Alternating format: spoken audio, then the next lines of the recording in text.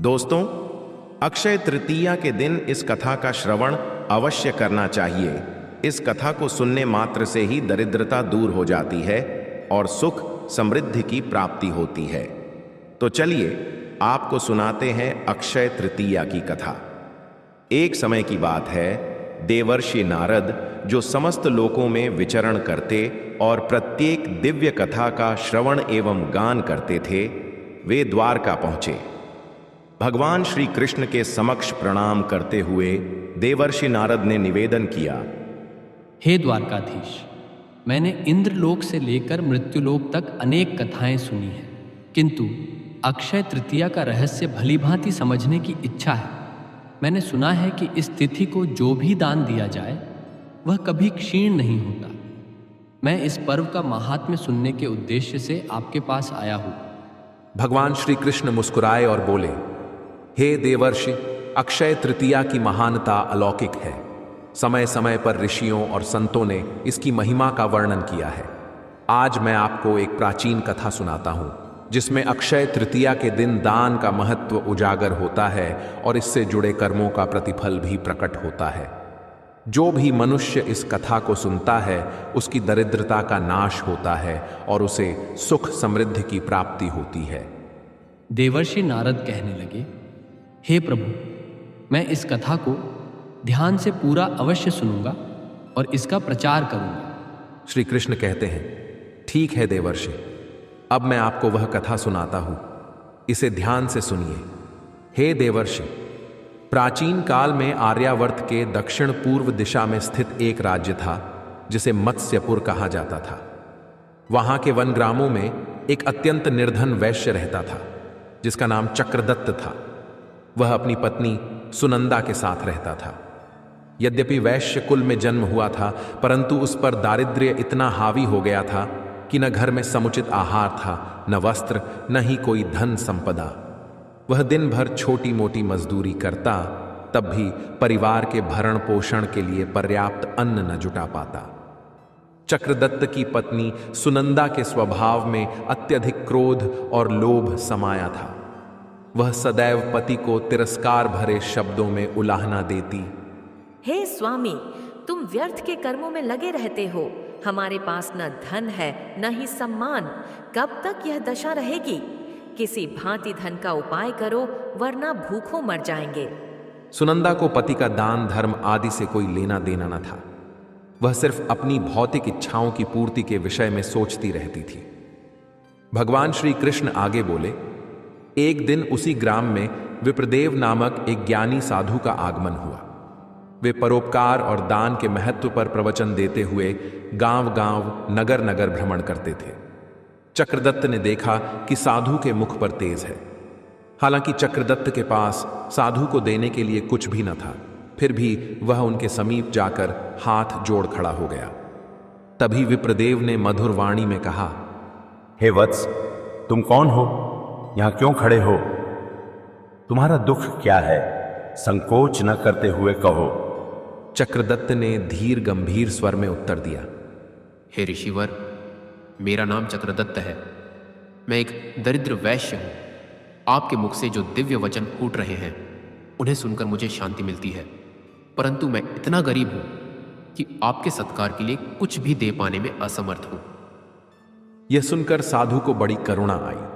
उन्होंने स्नेहपूर्वक कहा, हे वत्स, दान वस्त्र या आभूषण का ही नहीं होता, मन के प्रेम और श्रद्धा का दान भी परम पुण्यदायी होता है। जो सच्ची निष्ठा से दान करता है, उसे कभी भी भय नहीं सताता। क्या तुमने अक्षय तृतीया के विषय में सुना है? चक्रदत्त ने असमंजस में कहा, ऋषिवर, नहीं, मैंने इस विषय में नहीं सुना है। कृपा करके मुझे इसका महत्व समझाए।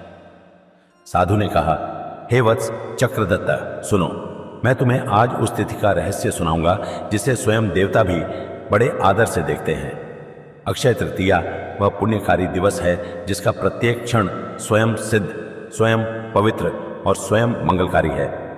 इस दिन किए गए शुभ कर्म, दान, जप, तप, यज्ञ, व्रत, इनका फल कभी क्षीण नहीं होता। इसीलिए इसे अक्षय अर्थात जिसका क्षय न हो कहा गया है। इस तिथि पर देवताओं ने महान कार्य संपन्न किए, युगों का आरंभ हुआ और परम अवतारों का प्रादुर्भाव हुआ। यही वह दिव्य दिवस है जिस पर त्रेता युग का शुभारंभ हुआ था, जिससे धर्म, सत्य और मर्यादा का युग चला। इसी दिन भगवान परशुराम का जन्म हुआ था, जो अधर्म का संहार कर धर्म की पुनर्स्थापना के लिए अवतरित हुए। वत्स, वही परशुराम जो चिरंजीवी हैं और आज भी तपस्यारत हैं, उनके जन्म ने इस दिन को दिव्यता प्रदान की है। वत्स, इसी अक्षय तृतीया के पुण्य दिन पर मां गंगा का पृथ्वी पर अवतरण हुआ था। जब भगीरथ ने वर्षों तक घोर तप किया और मां गंगा को स्वर्ग से पृथ्वी पर लाने का वर पाया, तब गंगा अवतरित हुई और धरती को अपने पावन जल से सिंचित किया। इसलिए इस दिन गंगा स्नान, तर्पण और दान का विशेष महत्व है, क्योंकि पवित्र जल में किया गया स्नान समस्त पापों को हर लेता है। इस दिन स्नान कर दान करने से पुण्य अक्षय हो जाता है और वह जन्म जन्मांतरों तक साथ चलता है। वत्स, महाभारत काल में भी इस तिथि का अनुपम महत्व था। जब पांडव वनवास भोग रहे थे, उस समय भगवान सूर्य नारायण ने द्रौपदी को एक अक्षय पात्र प्रदान किया था, जिससे भोजन कभी समाप्त न होता। वह पात्र केवल इस विश्वास और श्रद्धा पर आधारित था कि दान और सेवा की भावना में जब तक निर्मलता बनी रहती है, तब तक संसाधनों की कोई कमी नहीं होती। अतः समझो, आज भी जो श्रद्धा से, भावना से, प्रेम पूर्वक थोड़ी भी वस्तु दान करता है, वह स्वयं उस अक्षय पुण्य का पात्र बनता है। अक्षय तृतीया पर भगवान विष्णु की आराधना विशेष पुण्यकारी मानी गई है। इस दिन श्रीहरि की पूजा कर यदि कोई अन्न, वस्त्र, जल, नमक, गौ, भूमि या सुवर्ण का दान करता है, तो वह न केवल इस जन्म में अपितु अनंत जन्मों तक सुख, समृद्धि और मोक्ष का अधिकारी बनता है। यह तिथि केवल दान का पर्व नहीं, बल्कि आत्मा की शुद्धि का, लोभ और मोह से मुक्त होने का पर्व है। जो मनुष्य इस दिन दूसरों को अन्न दान करता है, वह अगले जन्मों में कभी अन्नहीन नहीं होता। जो जल पिलाता है, वह जीवन भर शीतलता और सुख का अनुभव करता है। जो वस्त्र देता है, उसका तन कभी दुखों से नहीं थरथराता। और जो स्वर्ण या नमक जैसा भी द्रव्य प्रेम पूर्वक दान करता है, वह स्वयं स्वर्णवत तेजस्वी बनता है। वत्स, दान के लिए विपुल संपत्ति आवश्यक नहीं। दान तो श्रद्धा की परीक्षा है, हृदय की उदारता का दर्पण है। यदि तुम्हारे पास केवल एक मुट्ठी चावल है, एक छुटकी नमक है और तुम उसे श्रद्धा से दान कर दो, तो वह भी उतना ही पुण्यकारी है जितना बड़े से बड़ा यज्ञ। अक्षय तृतीया पर किया गया एक छोटा दान भी अक्षय फल को जन्म देता है। लोभ और संग्रह की भावना मानव को दरिद्र बनाती है, किंतु दान और परोपकार की भावना उसे देवत्व प्रदान करती है। इसीलिए आर्षि मुनि कहते हैं कि इस दिन जो भी साधन हो, उसे धर्म मार्ग में अर्पित कर देना चाहिए। साधु विप्रदेव के वचनों का हर शब्द जैसे चक्रदत्त के अंतरात्मा को झकझोर रहा था। सामने बैठे साधारण दरिद्र वैश्य को विप्रदेव दिव्य दृष्टि से देख रहे थे और अत्यंत ममतापूर्ण स्वर में बोले, वत्स, यदि आज तुम इस अवसर को गंवा दोगे, तो न जाने कितने जन्मों तक पुण्य की यह अनुपम संधि खो बैठोगे। यदि थोड़ी भी श्रद्धा है, तो जो कुछ भी शेष है, उसे दान करने का साहस करो। अक्षय तृतीया पर दिया गया प्रत्येक दान न केवल इस जन्म का दुख हरता है, अपितु अगले जन्मों में राजयोग, सुख, समृद्धि और मोक्ष का द्वार खोलता है। यह दिन स्वयं भगवान विष्णु का दिन है। जो इस दिन दान करता है, वह वैकुंठ के द्वार तक पहुंचता है। विप्रदेव का यह उपदेश चक्रदत्त के मन में गहराई तक उतर गया।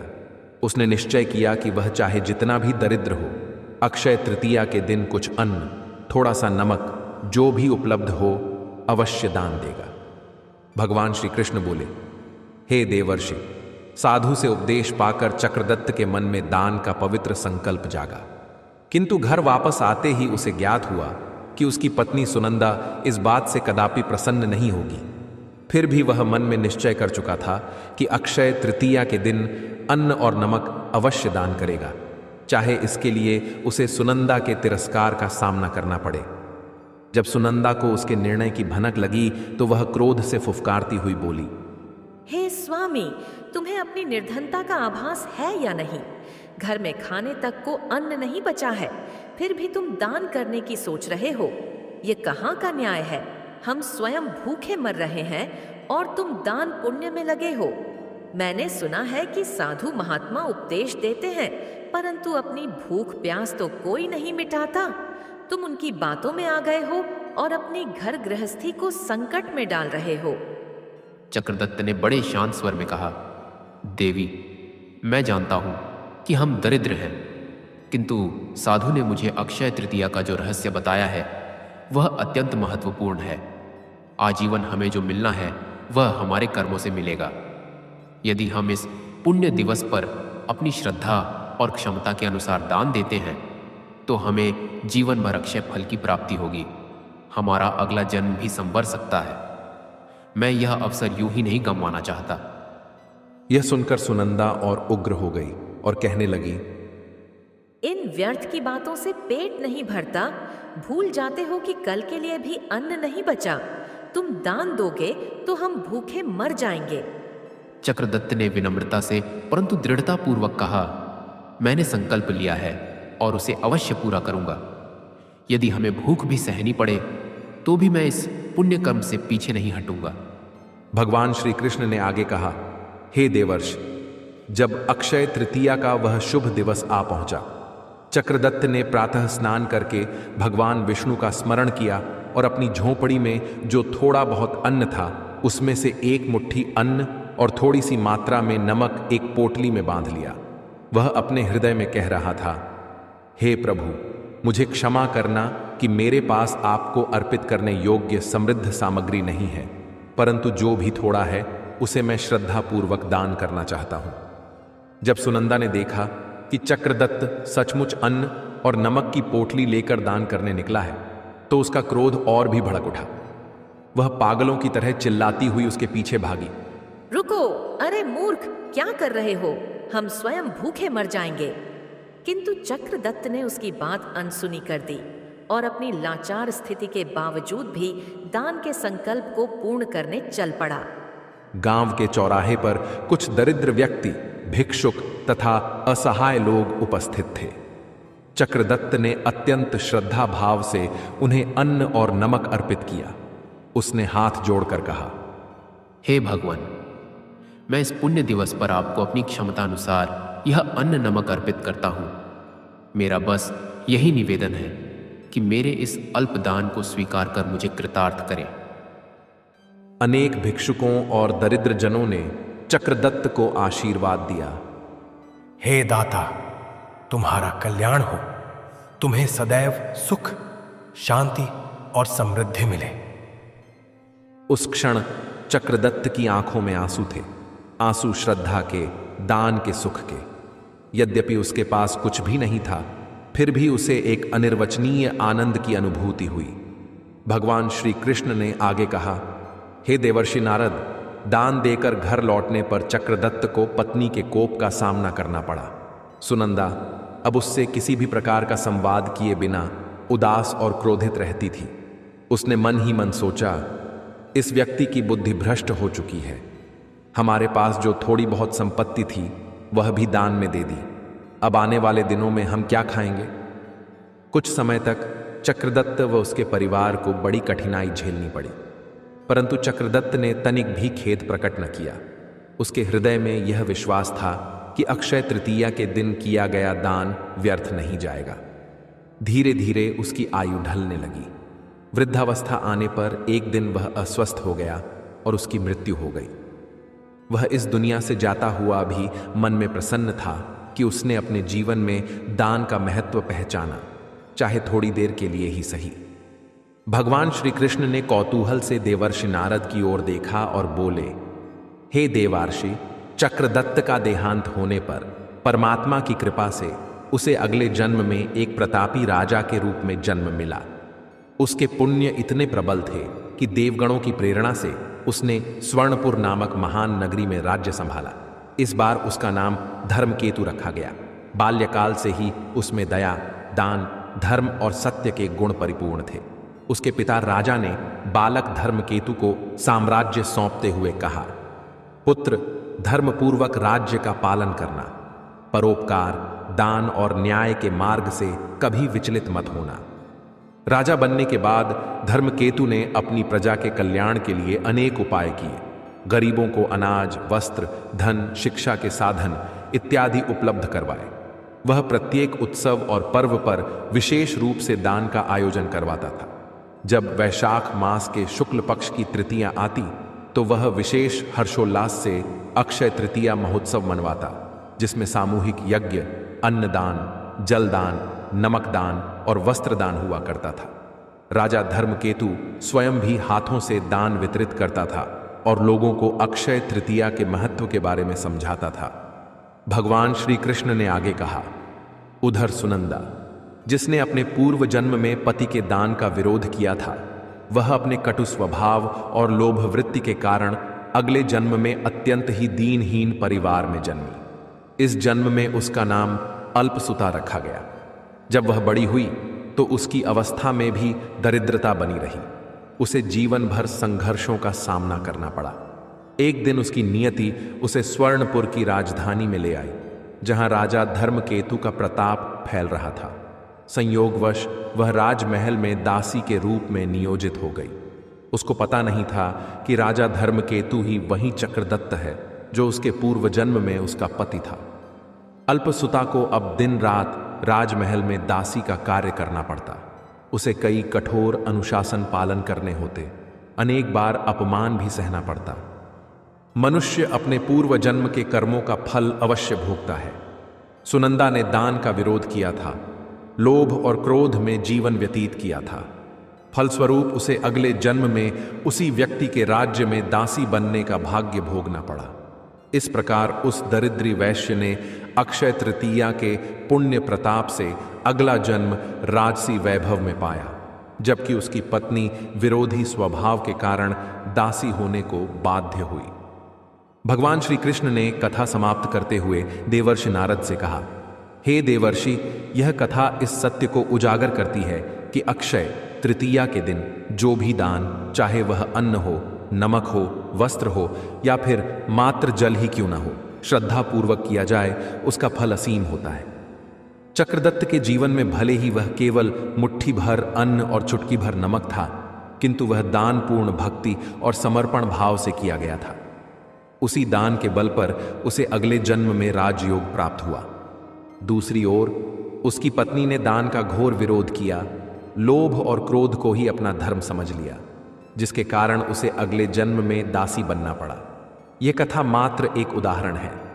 यह नियम सभी पर समान रूप से लागू होता है। जो व्यक्ति दान में मन को लगाता है उसे अक्षय फल प्राप्त होता है। जो व्यक्ति दान का विरोध करता है या उसे व्यर्थ समझता है, उसे दुष्कर्मों का फल अवश्य भोगना पड़ता है। तब नारद जी ने हाथ जोड़कर प्रार्थना की, हे प्रभु, आपने अक्षय तृतीया का जो रहस्य उजागर किया वह अतुलनीय है। मैं इस कथा को समस्त लोक में प्रचारित करूंगा ताकि अधिक से अधिक लोग अक्षय तृतीया पर दान करने का महत्व समझ सकें और पुण्य लाभ उठा सकें। भगवान श्री कृष्ण ने मुस्कुराते हुए आशीर्वाद दिया, तथास्तु हे देवर्षि, मानव मात्र इसके दिव्य फल का अधिकारी हो। तो दोस्तों, उम्मीद है आपको यह कथा पसंद आई होगी। वीडियो को लाइक जरूर करें और कमेंट में जय श्री कृष्ण जरूर लिखें। साथ ही चैनल को सब्सक्राइब करें। आप सभी का धन्यवाद।